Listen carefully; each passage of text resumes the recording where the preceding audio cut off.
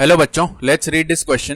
To tangents are drawn from the point P -1, 1 to the circle x square plus y square minus 2x minus 6y plus 6 is equal to 0 if these tangents touch the circle at points A and B and if D is a point on the circle such that lengths of segments AB and AD are equal then the area of the triangle ABD is equal to। तो यहाँ पे हमें triangle ABD का area निकालना है। Start कर लेते हैं हम की कॉन्सेप्ट से।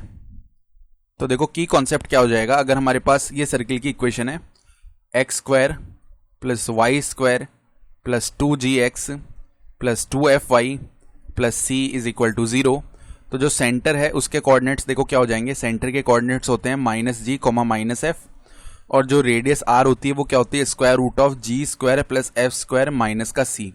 तो अब देख लो हमारे पास में जो सर्किल दिया हुआ है उसकी इक्वेशन है circle x square plus y square minus का 2x माइनस का 6y plus 6 is equal to 0। तो अगर हम इसका सेंटर c लिख रहे हैं तो वो क्या आएगा हमारे पास minus of coefficient of x का हाफ, तो -1 माइनस ऑफ -1 प्लस का 1 हो जाएगा, comma minus of coefficient of y का हाफ, तो माइनस ऑफ -3 यानी प्लस का 3 हो गया। फिर अगर हम रेडियस लिख रहे हैं r तो वो क्या हो जाएगी स्क्वायर रूट ऑफ 1 का स्क्वायर 1 प्लस 3 का स्क्वायर 9 माइनस में 6। ठीक है, तो ये कितना बन जाएगा हमारे पास रूट ऑफ 4 यानी कि 2 यूनिट्स। तो अब इसका डायग्राम बनाने की कोशिश करते हैं। ठीक है, तो मान लो ये हमारे पास कोऑर्डिनेट एक्सिस है, ये वाई एक्सिस है इस तरीके का। फिर हमारे पास यहाँ पे एक्स एक्सिस है, मान लो इस तरीके का हमारा एक्स एक्सिस है। ठीक है, तो सेंटर कहाँ पे इसका 1,3 पे इसका सेंटर आ रहा है ना, तो मान लो यहाँ पे इस तरीके का ये कंप्लीट सर्किल होने वाला है, इस तरीके का ये सर्किल है। ठीक है, और ये जो इसका सेंटर है ये 1,3 है, सी मान लिया इसको 1,3, सही है। फिर उसके बाद देखो हमें बोल रहा है कि P -1,1 से, तो यहाँ पे देखो हमने लाइन खींच ली y इज इक्वल टू 1, एक टेंजेंट तो इस तरीके की आ जाएगी, सही है। ये लाइन है y इज इक्वल टू 1 और यहाँ पे मान लो इस तरीके से एक और टेंजेंट आ रही है,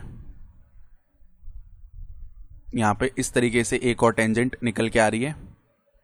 ठीक है, ये हमारी टेंजेंट हो गई और इसको यहाँ पे जो पॉइंट है -1,0 है और ये जो पॉइंट है P, इसके कोऑर्डिनेट्स क्या होंगे x कोऑर्डिनेट -1 और y कोऑर्डिनेट 1, तो यही P के कोऑर्डिनेट्स है -1,1। ठीक है, ये दो टेंजेंट्स आ गई। ये सर्किल को कहाँ पे टच कर रही है, ये सर्किल को A और B पे टच कर रही है। तो ये जो पॉइंट है ये तो B है और ये जो पॉइंट है ये A है, सही है। फिर उसके बाद देखो ये जो सेंटर है ये यहाँ पे कहीं पे आएगा। अगर हम बी सी और सी ए को मिलाते हैं तो ये दोनों रेडियस आ जाएंगी बी सी और सी ए।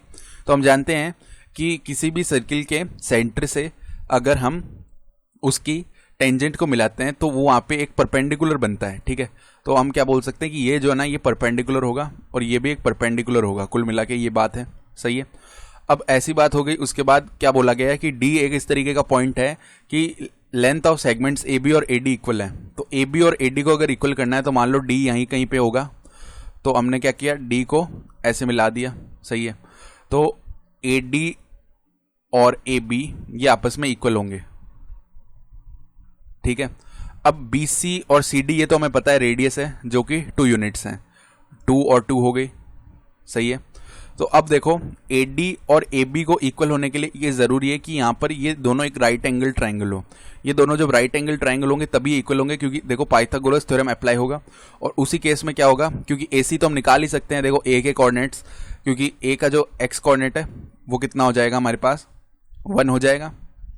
ठीक है, और जो y कोऑर्डिनेट है y कोऑर्डिनेट भी कितना होगा 1 ही होगा, तो 1,1 होगा। A के कोऑर्डिनेट्स ये हो जाएंगे, क्योंकि यहाँ पे देखो A से C जब हमने मिलाया तो इसका x कोऑर्डिनेट तो सेम ही रहा 1 और y कोऑर्डिनेट चेंज हो गया 1।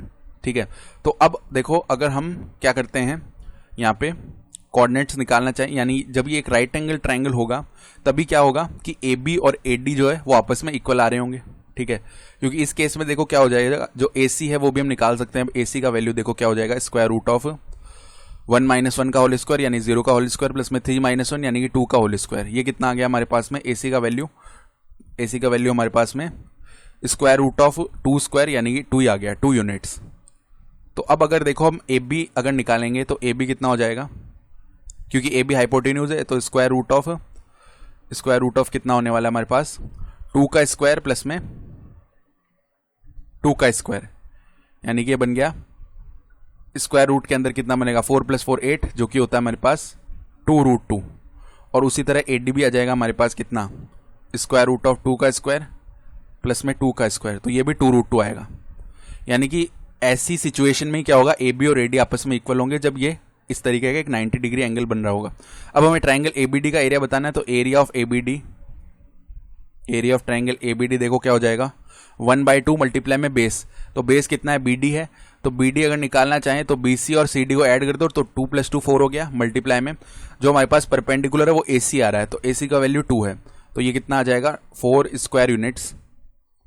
तो 4 स्क्वायर यूनिट्स हमारा आंसर हो जाएगा, ऑप्शन C सही आ जाएगा। I hope you understood this explanation. Best of luck.